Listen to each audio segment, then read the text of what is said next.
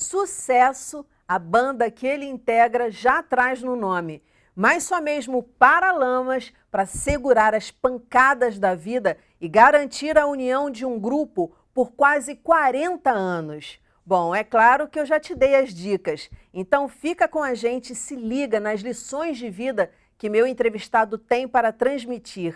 Está no ar o Educação.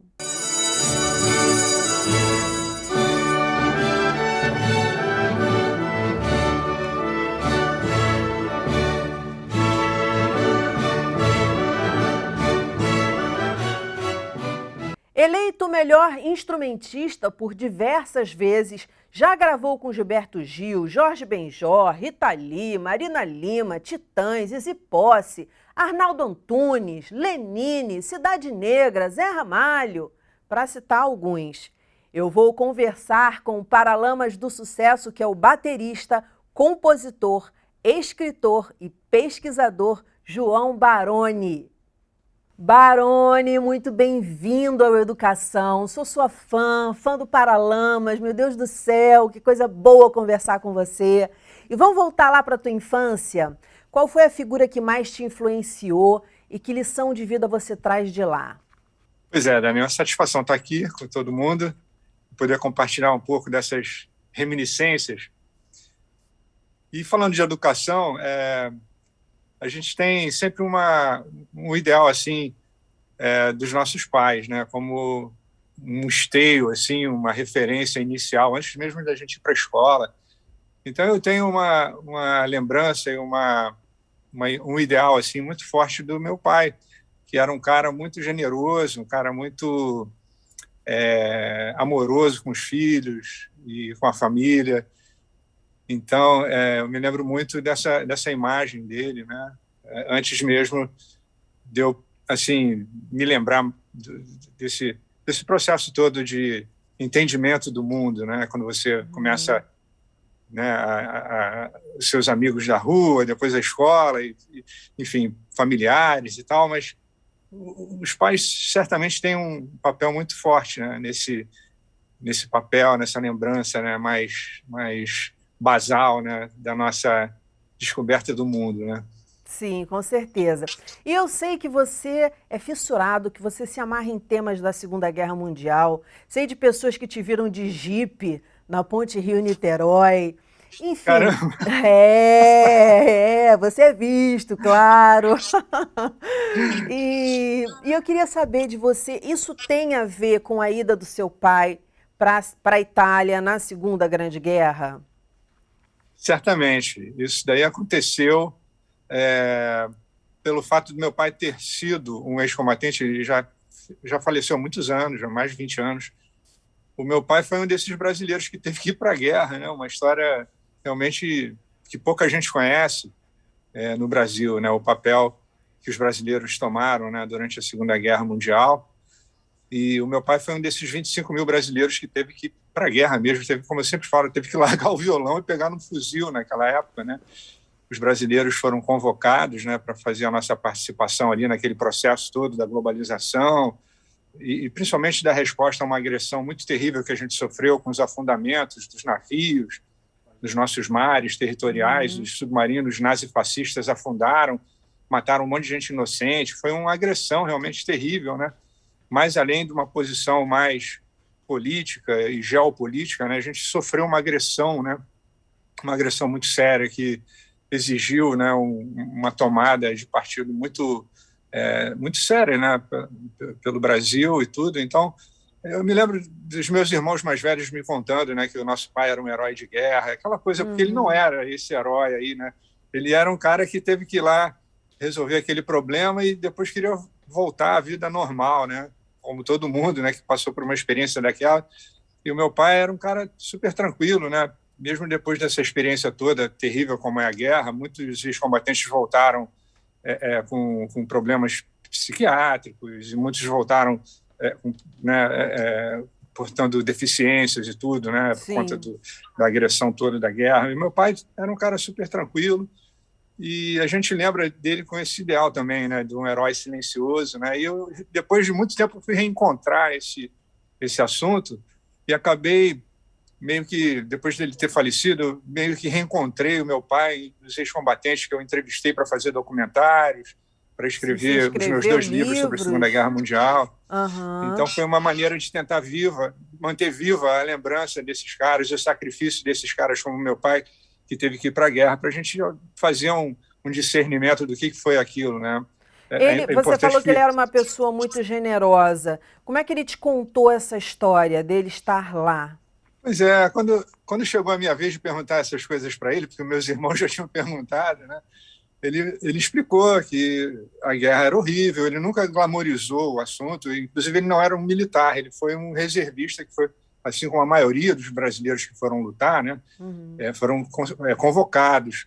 Então ele contava da forma mais então ele contava da forma mais politicamente correta sobre o que aconteceu. Eles foram lá, os brasileiros, resolver um problema, ajudar a resolver um problema muito sério. Ele viu muita destruição, muita morte, e ele foi lá para que aquilo jamais aconteça de novo. Eles foram dar uma colaboração para que aquilo jamais aconteça novamente, né? Uma situação daquela terrível de países invadindo os outros, né? Países invadindo outros países e oprimindo a população, Massacre. enfim.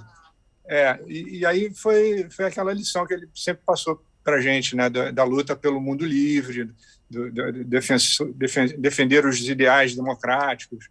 Foi o que Uhum. aconteceu, né? Ele sempre explicava isso para a gente de uma maneira muito, muito certeira, né? Sabe que o meu avô também foi, mas ficou baseado na Bahia. Ele não saiu do Brasil. E engraçado que ele nunca comentou isso. E na escola a gente vê também, não sei como é que foi a tua educação na escola, mas assim, não se fala muito da participação do Brasil na Segunda Grande Guerra. Eu queria que você me dissesse, é isso e qual a importância de manter viva essa história? Porque você já escreveu 2 livros a respeito, participou de 2 documentários, né, dirigindo 2 documentários a respeito. Me parece que seu segundo casamento também teve esse tema, me conserte se eu estiver errada. Então, assim, é uma coisa que realmente mobiliza em você algo muito forte. Qual é a importância de manter viva essa história? Pois é, eu acho que fica, mais do que qualquer coisa, uma tentativa de manter válido o sacrifício dos caras que, como meu pai, tiveram que ir para a guerra. E hoje já são poucos que estão aí entre nós, né? Os ex-combatentes da Força Expedicionária Brasileira já estão todos com mais de 90 anos. Daqui a pouco não vai ter nenhuma testemunha daqueles acontecimentos históricos. Então eu tentei, da maneira que deu, manter um pouco a história deles viva para as gerações atuais, né? E foi o que aconteceu com esses 3 documentários que eu fiz, tentando dar uma ideia do que aconteceu com o Brasil naqueles tempos, os 2 livros que eu escrevi também, tentando explicar para as pessoas e percebendo a surpresa das pessoas que não conhecem esse fato histórico muito recente, né? 76 anos é um espirro, né, na nossa história, Uhum, né? uhum. Foi logo ali, né? Acima de tudo, para as pessoas poderem fazer o seu próprio discernimento. Eu acho que é saudável até uma discussão sobre se foi válido ou não o Brasil participar da Segunda Guerra Mundial. A gente era um país de 4º mundo, a gente não tinha um exército muito preparado, a gente teve que fazer um esforço danado para poder botar uma tropa apta para fazer uma operação militar lá na Europa. Foi a única força latino-americana que foi enviada para lutar na Europa. A gente lutou lá na Itália. E Uhum. era uma guerra de verdade. Então, existem muitos entendimentos que a gente não vai ter tempo de falar aqui e Sim, tudo, mas sim. que vamos dizer assim, é um case, né? É um arcabouço de experiências incríveis que foi a nossa participação, entender o que era o Brasil no final dos anos 30, no começo dos anos 40, entender o que significou esse sacrifício dessa turma toda que foi lá lutar uma guerra de verdade. Então, eu fui tentando fazer Não, isso de uma forma que... papel fundamental histórico que você está prestando à sociedade, porque realmente, como a Eu gente acho já que o Brasil é conversou assim... aqui. Eu fico empolgado por falar nisso, porque a gente tem muitas coisas assim que a gente precisa arrumar no país, né? Então, eu sempre Uhum. falo que a gente tem um monte de parafuso para apertar. Eu escolhi esse parafusinho aí para apertar, que foi a história do Claro, meu pai, muito claro. próxima. E que faz. E a gente sabe. E a gente tem a ilusão que um parafuso não faz diferença, por causa de um parafuso a máquina pode parar.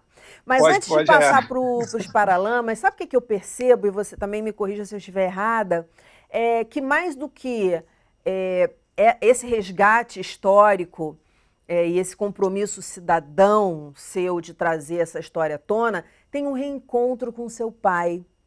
É um desejo de reencontro com seu pai, um amor muito grande, eu vejo aí, pelo pouco tempo que a gente está conversando. E eu queria que você me dissesse assim, alguma frase que ele te disse que te impactou, algo que você traz até hoje para as intempéries da sua vida, ou para os momentos bacanas da sua vida. O que, que você traz aí dentro, Baroni? Olha, são muitas lembranças, mas eu sempre lembro de uma, de uma frase que meu pai costumava falar, que ela podia ser usada no sentido assim mais sério, mais austero, e no sentido mais descontraído.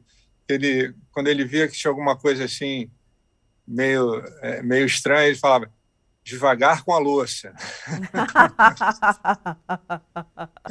Ai, entendi. Quer dizer, vamos devagar, né? Sossega, segura um pouco essa. Porque É, artista tem essa coisa de intensidade, né? Lá em exatamente. casa falavam devagar com andor. Vamos lá, Paralamas do Sucesso, 5 bilhões de discos vendidos, enfim, 4 Grammys latinos, ou 5, 4 Grammys latinos. Como é que foi naquele momento? Década de 80, um monte de banda pipocando, porque a galera queria falar, né? A galera precisava É. falar. Conseguir um lugar ao sol.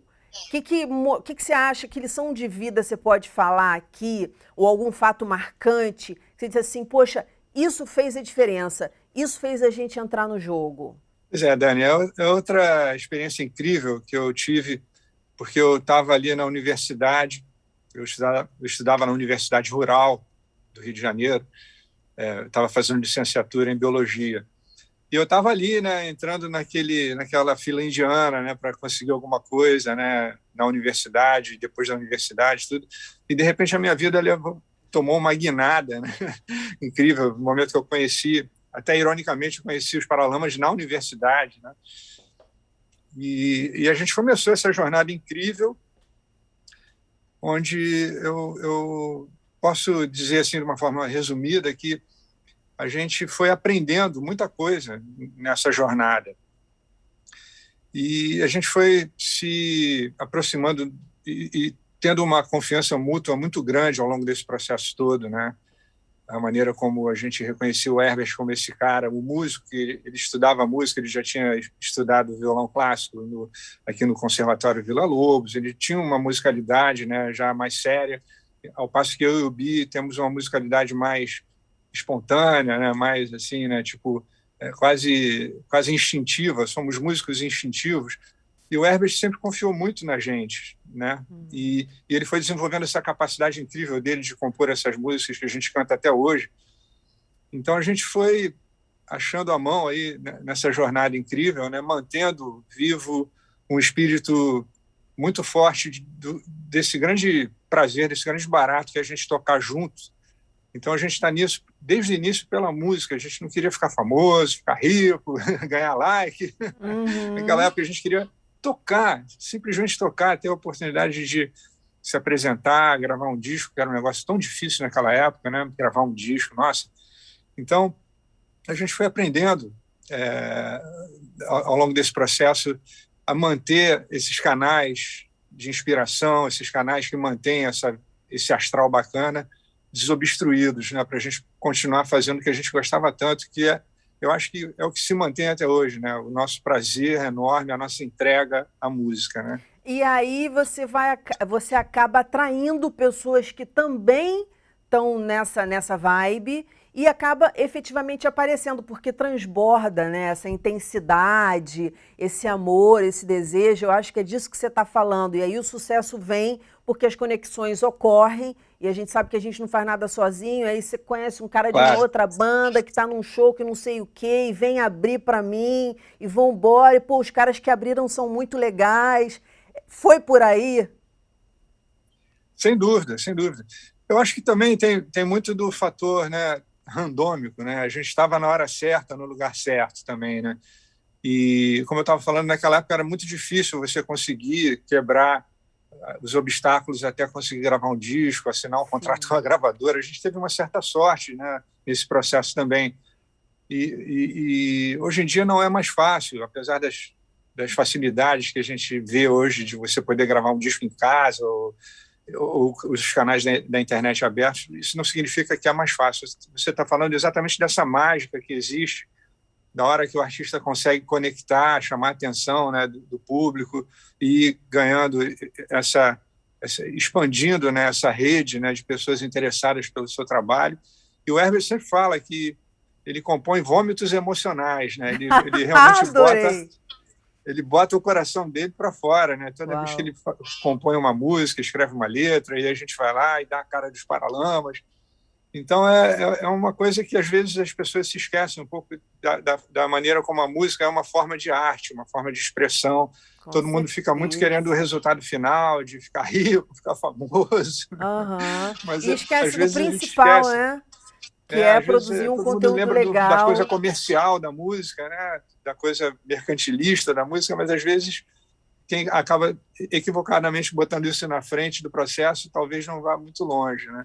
Eu gosto de escrever, eu quero te contar duas coisas. Eu gosto de escrever, você falou do vômito. Eu lembrei que outro dia eu escrevi, que eu escrevo poema, microconto, e eu escrevi assim, e aforismos. Aí eu escrevi assim, parei de ouvir meu coração para ouvir minhas vísceras. Porque eu acho que é isso, né? Da ordem do visceral. Porque É, coração, tudo bem, a gente tem que ouvir o coração, mas o visceral, né? Por isso que o uma coisa. animal, o gato, É, só bota a barriga para cima quando ele confia muito em você, porque ele sabe que exatamente. se as vísceras dele forem atacadas, ele é fatal. E outra Exatamente. coisa que eu queria te contar, tinha uma boate que eu não sei se você lembra, chamada Mamute, na Tijuca, e foi a Claro, primeira vez tocamos que eu muito. tive autorização de ir a uma boate, e estava tocando o Meu Erro, e eu nunca vou esquecer disso, assim, da alegria com as minhas amigas, de ouvir aquela música boa pra caramba. Nossa, eu precisava te contar isso. Agora, Que 30 legal. anos, com uma banda que não mudou, os integrantes permanecem. A gente sabe que isso não é uma coisa comum no mundo da música. O que você acha que leva essa união de vocês, essa sintonia de vocês de estarem juntos até hoje? Isso faz parte dessa mágica que eu estava falando, né? É muito difícil você racionalizar muito, raciocinar muito em cima disso, né? Porque são emoções, são muitas emoções, né? A gente foi descobrindo tudo ao longo desse processo, né? Coletivo. Música é um negócio coletivo, né? Você está ali, principalmente estando numa banda, mesmo sendo um trio como os Paralamas, você está ali sempre, né? Tendo em conta quem está do teu lado, né? As interações e tudo. Né? A música é uma somatória, né? Então a gente foi achando a mão nesse processo e sempre foi muito espontâneo, como eu estava falando aqui do Hermes. Sempre foi uma coisa muito espontânea, né? Nunca foi muito laboratorial, apesar do Hermes fazer um exercício, né? E acho que todo mundo que compõe e tem essa capacidade, né? Todo mundo escreve, para cada música boa que sai, eles devem escrever umas 30 que jogam, amassam o papel e E jogam como na é que é latinha de esse lixo. processo, né? Quando tem alguma divergência, alguma briga mesmo, não é possível que vocês não tenham brigado em 30 anos, né? Sim, sim. Como é que vocês resolvem isso? Para quem está escutando em casa, fala assim, caramba, manter uma união de 30 anos, seja de amizade, seja de parceria, seja de casamento, enfim, porque é um casamento. A gente fala aqui na TV que a equipe é casada comigo, porque senão não estaria aqui no ar, não estaria bem, a luz não estaria legal. O que você diria Claro. que seria assim? A gente sabe que não tem receita para nada quando se fala de humano, mas a fórmula do Paralamas para essas questões aí, para essas adversidades.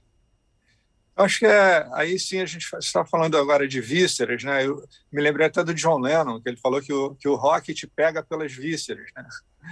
E, e aí a gente tem o lado mais visceral e tem o lado mais, né, do coração, né?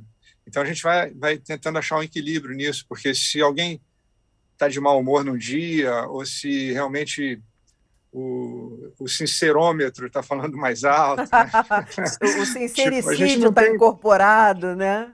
Pois é, então a gente, com esse tempo todo junto, não tem papas na língua, não tem, né, rapa-pé, né? A gente fala de uma forma muito direta, muito sincera, né, Não tem sobre o que a gente está melindres. sentindo, sem melindres, exatamente.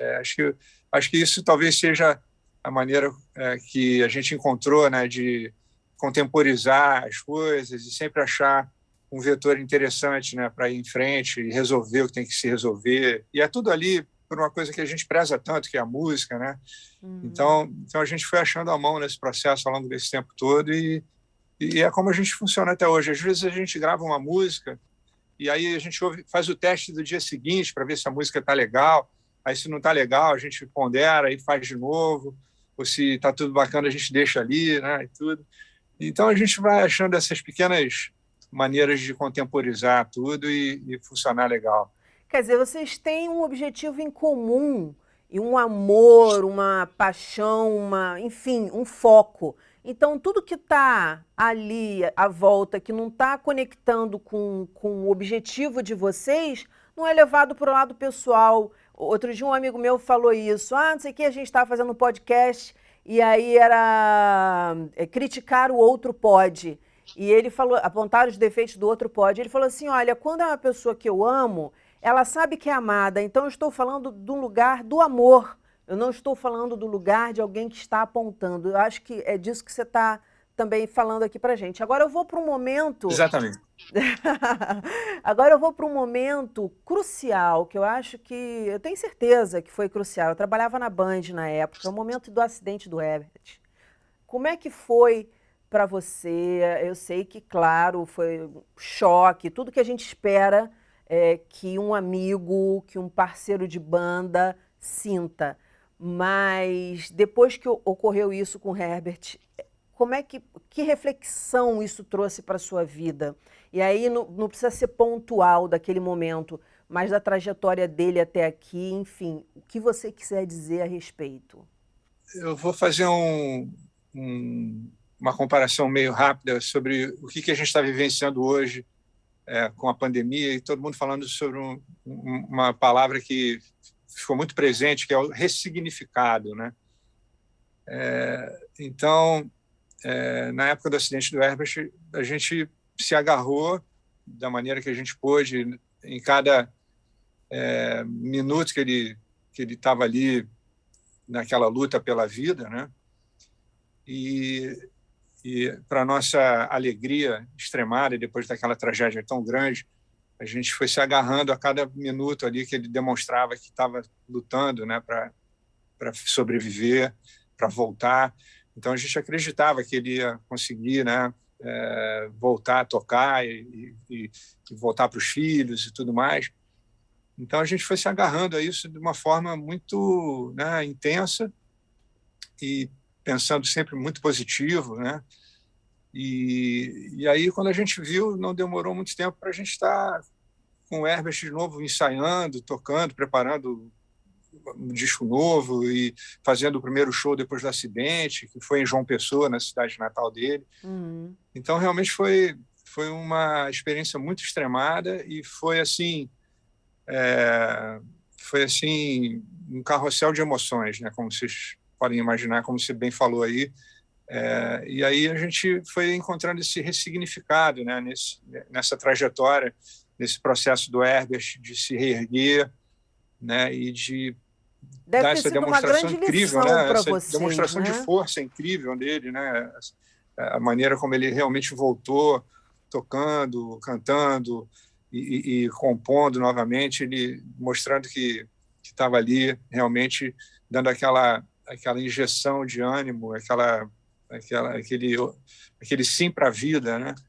E foi o que aconteceu. Hoje a gente está mais tempo com o Herbert depois do acidente do que antes, né? Já faz 21 anos que teve o acidente do Herbert. E a realidade dele agora é a nossa realidade. A gente está aqui com esse ressignificado, né, de tudo, né, com essa vontade de continuar tocando. Estar mais tempo com ele tem a ver com o momento que vocês sentiram que a vida era frágil demais e que é importante a gente estar perto? Tem a ver? Eu digo cronologicamente, os Paralamas estão na estrada há mais tempo depois do acidente do Herbert do que antes, né? Uhum. E realmente a nossa proximidade aumentou, né? Com essa situação toda, a gente esteve lá do lado dele o tempo todo, e muita gente acha que a gente que estava ajudando ele, na verdade ele que estava ajudando a gente com essa força toda, com essa capacidade toda dele, que ele demonstrou se reerguendo e provando que ele é capaz de fazer tudo que ele está fazendo. Então, realmente é um caso, assim, qualquer coisa perto de um milagre, né, que aconteceu. Né? Então, a gente está vivenciando isso a cada dia, dizendo obrigado, né? Estamos aqui, estamos vivos, vamos adiante, vamos em frente. Que lição importante, ainda mais quando vem de um amigo, de um parceiro. Eu bati muito plantão ali, do lado de fora do Copa d'Or, torcendo também. Quando vocês voltaram a tocar, meu Deus do céu, que coisa maravilhosa. Foi, assim, demais. Que legal. Vamos para o The Police. Há uns 2 anos no Leblon, eu fui assistir um show, você tocando ali do lado do Andy Summers. Como é que foi para você? Porque eu sei que você é fã, muito fã. Você é ali no lugar do batera, que você também é fã. Como é que foi para você estar nesse momento? No início você era lá comparado com o batera do The Police, aí depois você mudou, teve aquele LP que mudou completamente o Paralamas, aí falaram assim, cara, esse cara, por isso você ganhou também tantos prêmios como músico. Mas está ali do lado de um cara que você admira pra caramba, tocando as músicas da banda dele. Foi demais aquele show. Para você que estava lá no palco, como é que foi esse momento? Nossa, eu sou muito privilegiado mesmo, né, de ter esses parceiros de vida, né, o Herbert e o Bi, fazendo o que a gente mais gosta de fazer. E aí aparece um cara, que é o Rodrigo Santos, que é um outro parceiro de geração do rock brasileiro. Na época ele era um menino... Barão, né? Super talentoso, o Rodrigo Santos, baixista do Barão Vermelho. Uhum. Ele já tocava com outras bandas, já tinha tocado com o Lobão, já tinha tocado com o Léo Jaime, um monte de gente, menino talentosíssimo, tarimbado. E o Rodrigo acabou entrando para o Barão Vermelho ali nos anos 90, e aí depois ele foi fazer a carreira solo dele, tudo, e ele começou a trocar umas figurinhas com o Andy Summers, que é o empresário dele também, era representante do Andy Summers aqui no Brasil. O Andy Summers veio muito para fazer uma imersão na Bossa Nova, que ele gostava muito de Bossa Nova, gosta. Então ele foi encontrar com o Menescal, né, o Roberto Menescal, um dos arquitetos da Bossa Nova. Maravilhoso, gente boníssima. E o empresário do Rodrigo, Luiz Paulo, era muito amigo do Menescal. E uma coisa foi levando a outra. Um belo dia o Rodrigo me convidou para fazer um show tributo ao Police, sendo que o guitarrista ia ser o Andy Summers. Eu falei, cara, não posso dizer não. Tá brincando comigo? Não sou louco, né, de dizer não. Então a gente começou a fazer esses shows, né, em 2017, foi a primeira turnê, e a gente acabou fazendo shows, né, em outros países vizinhos aqui e tudo. A gente estava indo para a 4ª turnê ano passado, mas veio a pandemia, a gente teve que cancelar tudo. Esse ano não deu para marcar também. Mas certamente faremos a 4ª turnê assim que a pandemia deixar. Vai deixar, se Deus quiser. E o Andy Summers é esse guitarrista importantíssimo, né, na história do rock, um cara que super influenciou, né, pela sua sonoridade, o seu estilo de tocar.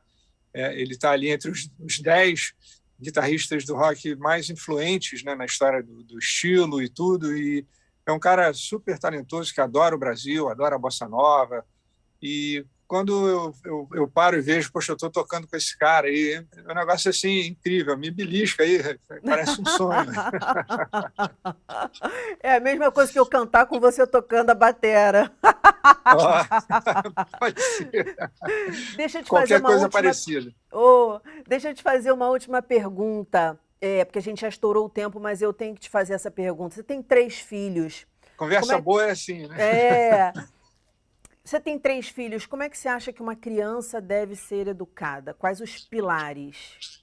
Pois é, os meus filhos já estão crescidos, o meu mais novo Sim. está com 18 anos, mas eu passei por esse processo todo, eu sempre fui muito, né, próximo, né, de cada etapa que as minhas filhas e o meu filho passaram, né, já se formaram, o meu filho acabou de entrar na universidade, e eu acho que é muito importante essa proximidade, né, dos pais. Eu tenho uma receita muito boa, que seria ler para os seus filhos. Eu Uau. lia muito para as minhas filhas, para o meu filho, antes de dormir, a gente pegava um livro e lia, e era uma coisa assim, super prazerosa, e acho que acendeu neles um monte de canais, né, interessantes, né, para poder ir atrás, né, de coisas legais e assimilar o conhecimento e tudo. Então, acho que é Fora a muito importante a gente conexão, estar né? próximo. Fora a É, conexão de estar ali, exatamente, vivendo uma história, viajando junto, sem ter que comprar passaporte. Baroni, total. muito obrigada pela entrevista, te agradeço demais. Mais sucesso, mais Paralamas e Obrigado, mais Dani. dessa turnê que eu quero muito assistir, eu quero muito ir de novo. Se Deus quiser, tudo isso Maravilha. vai passar em breve. Um beijo grande. Que legal poder estar aqui e falar com vocês, foi uma satisfação. Qualquer coisa, é só chamar de novo. Beleza, me aguarda aí que eu vou me despedir do pessoal, mas eu volto. O Tá nosso bom, programa valeu. fica. Beijo. O nosso programa fica por aqui, mas na segunda-feira que vem tem muito mais às 9 horas da noite. Educação, se você não se envolver, não cola. Saúde, saúde, saúde e até lá.